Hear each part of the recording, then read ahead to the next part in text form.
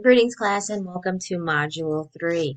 We do have two discussion boards across Module 3. The discussion boards do run consecutively. Our focus for Module 3 will be on funding.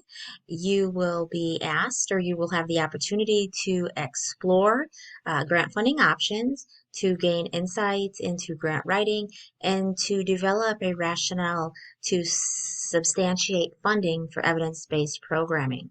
When we look across Module 3, there will also be resources that will lead you to information on return on investment and return on investment as a planning tool as well as an evaluation tool. There is information across Module 3 on how to calculate and interpret return on investment.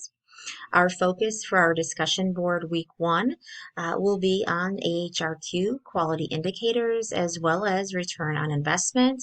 Whereas when we move into the second discussion board, our focus will be on grant funding sites. You will be asked to explore grants that you have identified across the different sites that could improve a practice gap or a gap within your organization.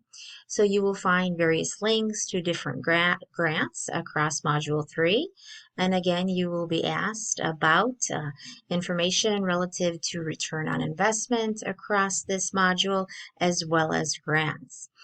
This information within Module 3 will be beneficial as you work toward completing that final assignment for the course.